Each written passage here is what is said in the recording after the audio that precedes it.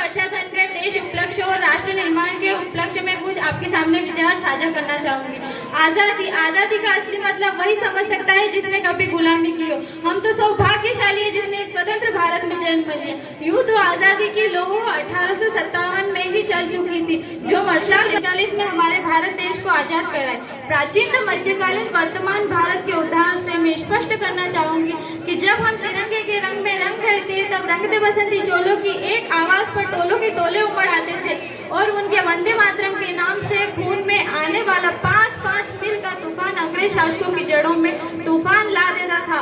और मैं यह भी कहना चाहूंगी कि उसके बाद 62, 65 और 71 में सुहाग गवा देने वाली औरतों के घर की हालत ये हो जाया करते थे कि प्यार भी भरपूर गया, मांग का सिंदूर गया, प्यार भी भरपूर गया, मांग का सिंदूर गया, नन्हे नौनी हालों की लंगोटियां चली गई, छोटी छोटी बेटियों की चोटियां चली गई, बाप की कमाई गई, भाई की पढ़ाई गई, ऐसा एक विस्फोट हुआ पता ही नहीं चला, पूरे जिस्म की कई बोटियां चली गई। आपके लिए तो एक आदमी मरा है साहब, पर हमारे घर की तो रोटियां ही चली गई, हमारे घर की तो रोटियां ही चली गई। वाले हालात पैदा हो जाने के बाद भी एक माँ अपने बेटे को शरद पर दुश्मनों की धज्जियां उड़ाने को भेज देती थी और पत्र लिखा कर भेजा करती थी कि अम्मा ने पत्र लिखा है बड़े ही चाह से, कि अम्मा ने पत्र लिखा से, पुत्र मेरे ना घबराना, एक इंच भी पीछे ना हटना, चाहे इंच इंच कट जाना, चाहे इंच इंच कट जाना। इस तरह पूरा परिवार अपनी देशभक्ति को साबित कर रहा होता है। तब देश बलिदान मांगता था, तब देश लड़ जाने को कहता था, तब देश मर जाने, मिट जाने, फांसी चढ़ जाने को कहता था।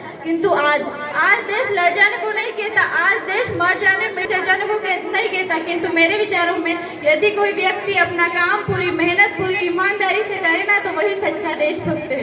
मैं नहीं मानती कि फेसबुक और व्हाट्सएप की डिब्बी को 3 रंग में रंगना ही देशभक्ति है। यदि आप कहेंगे कि साल में 2 बार तिरंगा हाथ में ले लेना देशभक्ति है, तो मैं कहना चाहूंगी कि यदि फुटपाथ पे रहने वाला वो बच्चा ट्रैफिक की चाह में नन्हे पाँव से तिरंगा बेच रहा होता है, तो क्या आप उसको उसकी देशभक्ति कहेंगे? वो उसकी देशभक्ति नहीं, उसके पेट की भूख की शक्ति जो उसे ऐसा करने पर मजबूर कर रही है। क्योंकि ना सरकार मेरी है ना रब मेरा है, ना सरकार मेरी है ना रब मेरा है, और ना ही ये बड़ा सा नाम मेरा। बस इतनी सी बात का गुरु है मुझ में कि मैं भारत की हूँ और ये भारत मेरा। कहा जाता है कि हमारा देश, हमारा भारत देश लोकतंत्र में सबसे बड़ा है, जिसमें हिंदू पैदा होते हैं, मुसलमान पैदा होते हैं, लेकिन बदकिस्मती है कि अच्छे इंसान नहीं पैदा होते। हमारे देश को राष्ट्र निर्माण के लिए केवल एक अच्छे इंसान की जरूरत है, एक अच्छे इंसान की जरूरत है। हमारे देश में शिक्षित वर्ग के भी लोग बिल्ली का रास्ता काटने पर खड़े हो जाते हैं और हमारे अपनी धर्म और अपनी जाति की अवहेलना कर दूसरे को धर्म को ऊंचा बताते हैं।